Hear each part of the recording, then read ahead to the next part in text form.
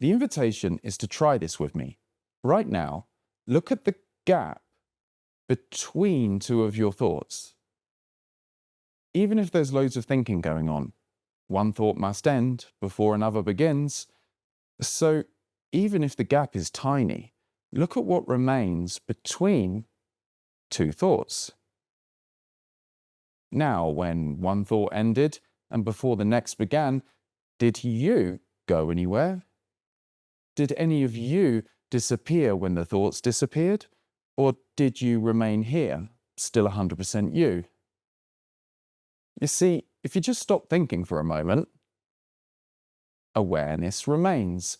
This awareness is you.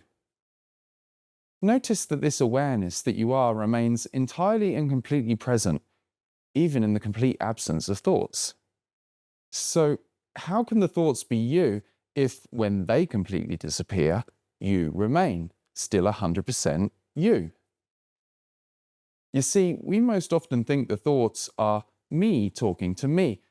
A great majority of people spend most of their time completely identified with their thinking. Every thought is experienced to be taken to be what I think, my opinions, my fears, doubts, and confusions, and some of us may go to the grave believing ourselves to be the voice in the head. And yet, some of us get a rude wake-up call. Maybe one day, a life challenge triggers a slew of emotions, fear or confusion, and the thinking becomes rather dark. Or maybe someone says something to trigger intense anger within us, and aggressive thoughts seem to possess us before our nervous system calms the hell back down.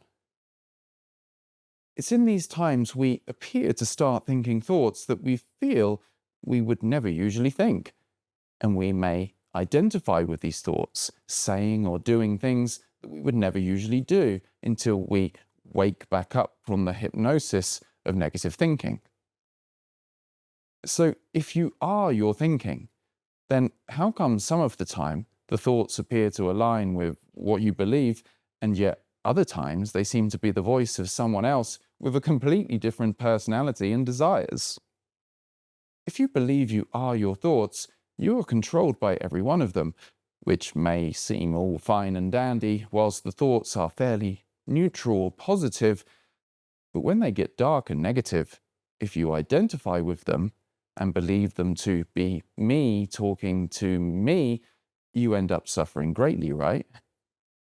The revelation, I am not my thoughts, is one of the greatest liberations. It frees you from the constant hypnosis of mental stories and identity, and enables you to go beyond black and white thinking to access true wisdom, preventing you from getting completely taken over by emotionally charged thinking and take a step back without launching into the same old tired programs. I realized this during an aftermath of an intense breakup.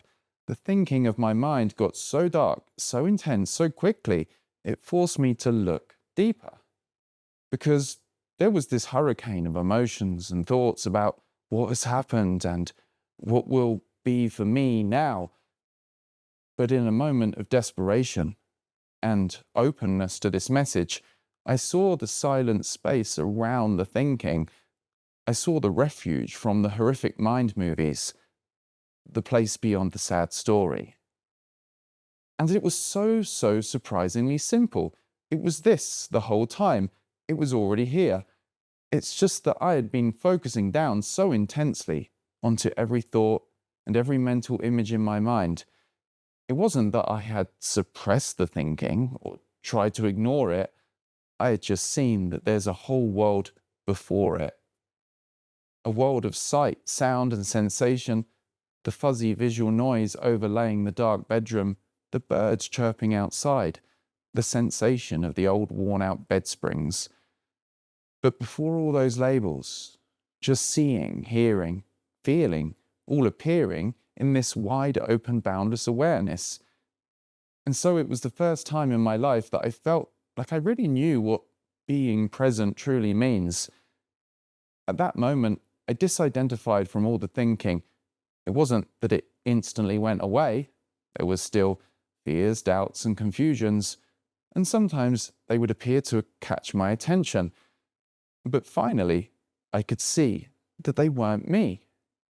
I could see I am the silent space around them. I am this blank slate on which a new story of my life can be written. And then a whole world of potential opened up. Before, every thought was taken to be me talking to me and what I think, and facts about my own limitations. The thoughts, I can never use a calendar properly, I can never organize myself to start a business, were truly believed in. You see, I'm an artist type, a creative type.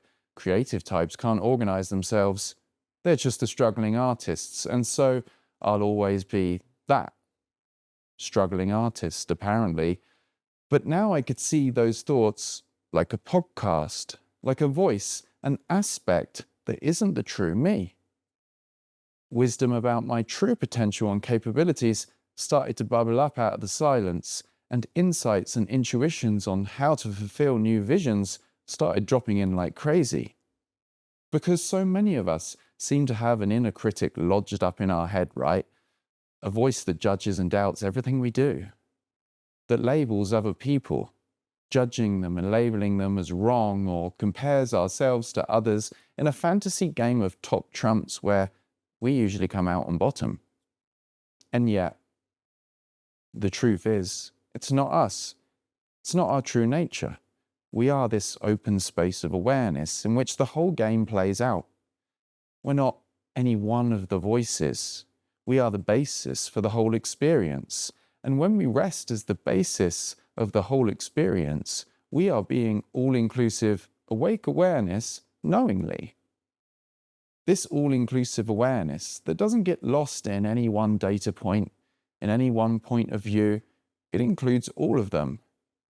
It includes the full spectrum of thoughts and feelings without resistance and without judgment, just by its nature.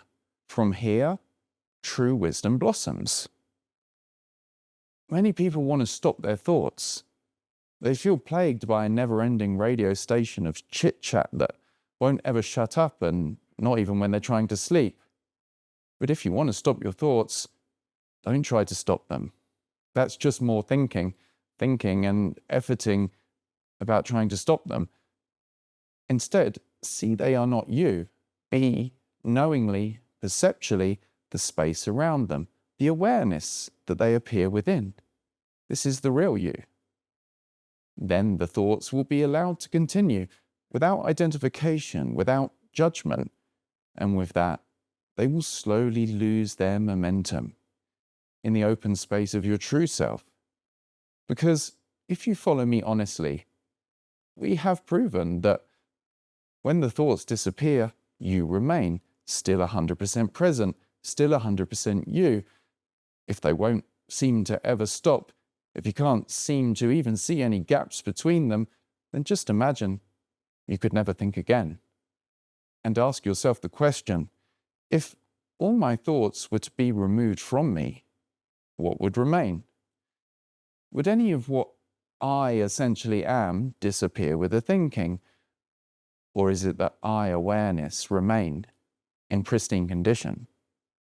You see, on the ultimate, absolute level, there's a seeming paradox. You are not your thoughts, but the awareness that they appear within.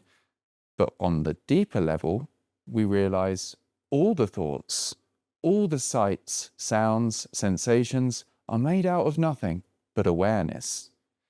Really, if we were to be truly accurate about it, the thoughts don't appear in awareness, they appear as awareness, along with everything else, and there is no separation. So on one level, you are your thoughts, as in they are an appearance of you. Just like all the appearances on a movie screen are not separate from the screen, they're made out of nothing but the screen, correct? Well, take a look for yourself. Thoughts are made out of nothing but awareness. But the point is, they are not essential to who or what you are. They are not part of your essential self, because if they were all removed, you are still completely, essentially you. So from this perspective, the game is completely changed. No longer do you take yourself to be any one thought, any one limited identity, for they are only appearances.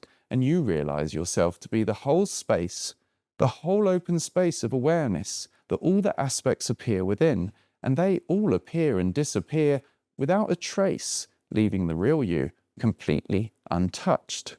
This is self-realization, the beginning of the ultimate awakening, awakening from the dream of thought to the vivid reality of this. This is the peace you've been looking for, the stillness underneath all the stories, and the keys to the kingdom of heaven within. Before all the self-imposed limitations, there is this ground of pure potential just waiting to be relaxed into. So here's the invitation. Trust the silence, trust the stillness, and the truth will emerge. If you feel called to explore awakening, I have a free mini course called Awake and Embodied Essentials, and the link to that is in the video description. Alternatively, if you feel called to explore awakening and embodiment on a deep level, I invite you to join Awake and Embodied. Over there, we have the full Awakening and Embodiment course and community platform and weekly live group calls with me, all to serve you on your journey. I hope you enjoyed this video. See you in the next one. Peace.